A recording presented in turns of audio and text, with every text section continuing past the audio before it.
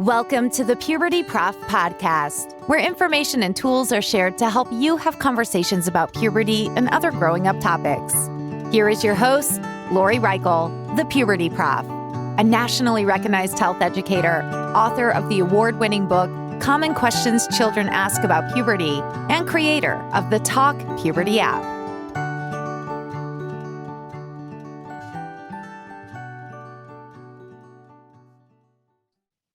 Hi, and welcome to the Puberty Prof podcast. I'm your host, Dr. Lori Reichel, the Puberty Prof.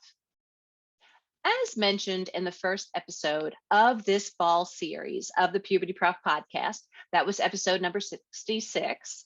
This fall is about explaining how the National Sexuality Education Standards can be used as a tool by you, an adult, as a caretaker of young people, how it can be used as a tool to help young people learn about puberty and other age and developmentally appropriate topics.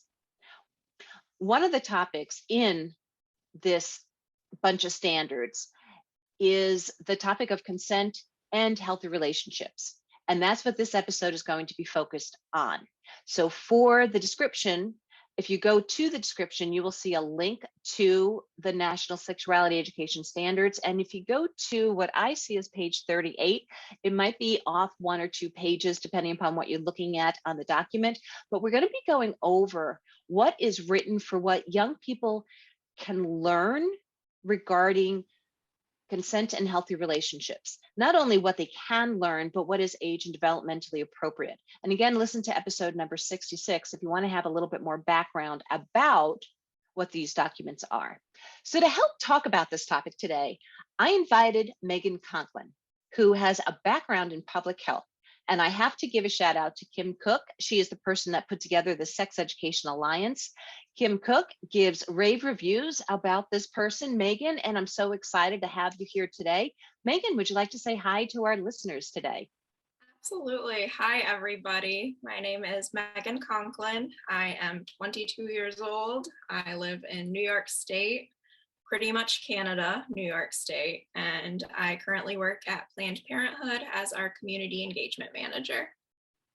Excellent. And what's up with your background? You had gone to school for public health, is that correct?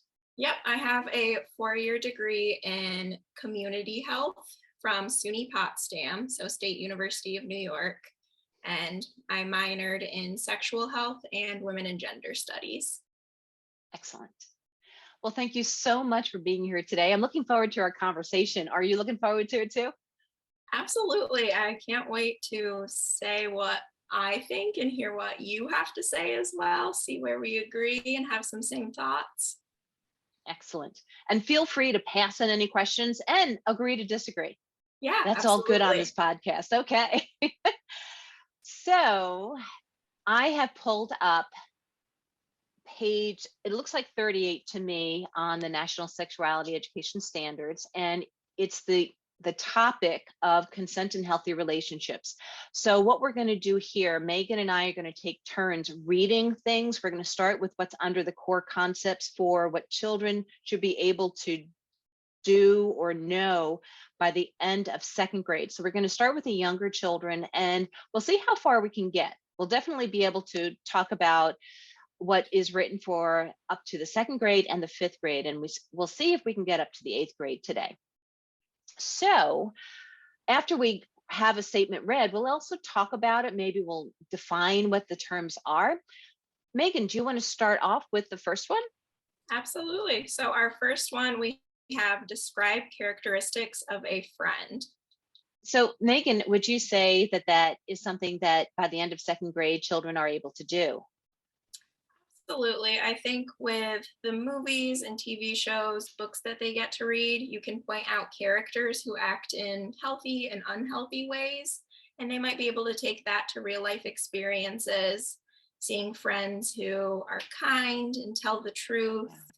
They are patient and helpful and caring. They're good listeners, and you need to be around people who make you feel happy and help and promote your mental health as well, even as a kid. That's so important. Yeah. I totally agree with you. Totally. And like you said, there's so much media and books out there to refer to. Yes, absolutely. Well, the second one under core concepts reads, define bodily autonomy and personal boundaries.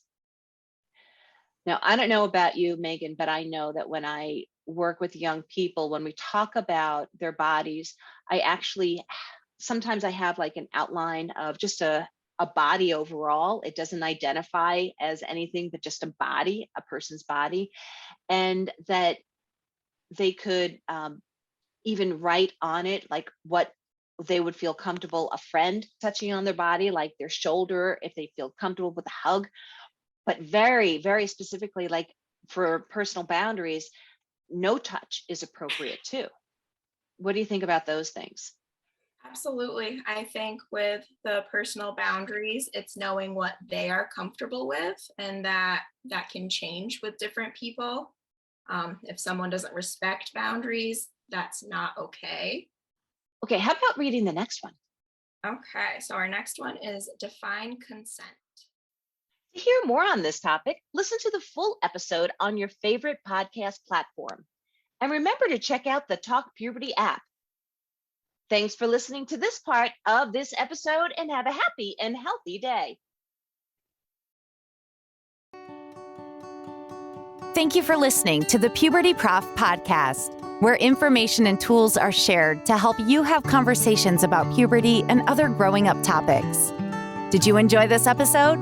Please like, share, and subscribe wherever you listen to podcasts. You can also follow the Puberty Prof on Twitter or Instagram. The Puberty Prof, Lori Reichel, wants to hear from you. Go to pubertyprof.com or click on the link in this episode's description. There you can find more information, as well as ask questions to be answered by the Puberty Prof in a future episode. That's pubertyprof.com. Also, remember to check out the Talk Puberty app and the book, Common Questions Children Ask About Puberty. Until next time, this is the Puberty Prof podcast, where information and tools are shared to help you have conversations about puberty and other growing up topics.